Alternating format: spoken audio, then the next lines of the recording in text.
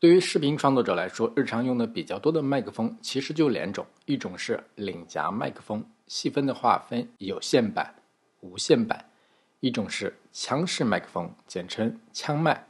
关于领夹麦、腔麦，可以做一个简单的比较。无线领夹麦优点：体积小、重量轻、方便携带，适合录干净的人声。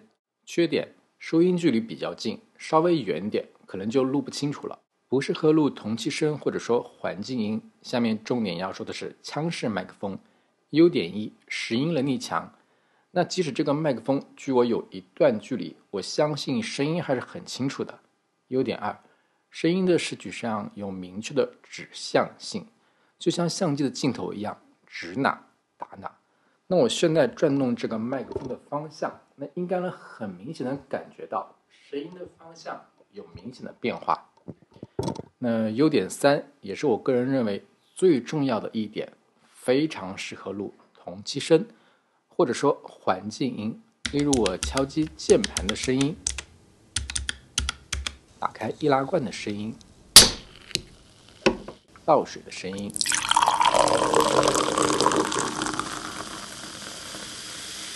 像这类同期声在视频创作中的重要性，相信无需多言。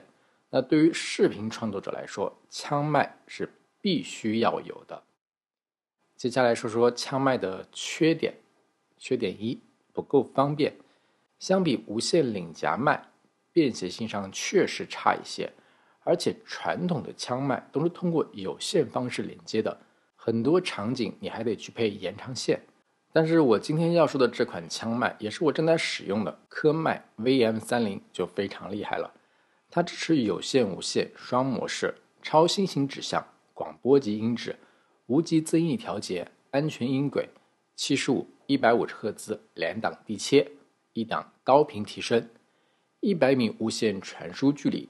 你只需要将接收器与相机连接，麦克风就会与接收器自动配对，大大的提高了使用的便携性。缺点二：相比领夹麦，录制的人声不够干净。当然了，这个所谓的干净，你需要辩证的去看，并不是说所有的场合录制干净的人声就是最好的。领夹麦因为拾音距离比较近，一些环境音拾取不了，所以通常会给人感觉录制的人声更干净。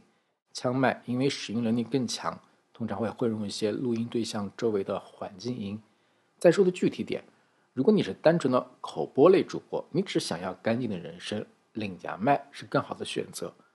如果你想将周围的环境音，例如风声、雨声都录进来，营造一种现场感，腔麦是更好的选择。最后就是，如果无线领夹麦克风、腔麦只能选一个，选哪个？毫无疑问，肯定选择腔麦。特别是科麦的 VM30，在具备了无线功能以后，大大的提高了使用的便携性。领夹麦能做的，腔麦都能办到；腔麦能做的事，领夹麦很多时候办不到。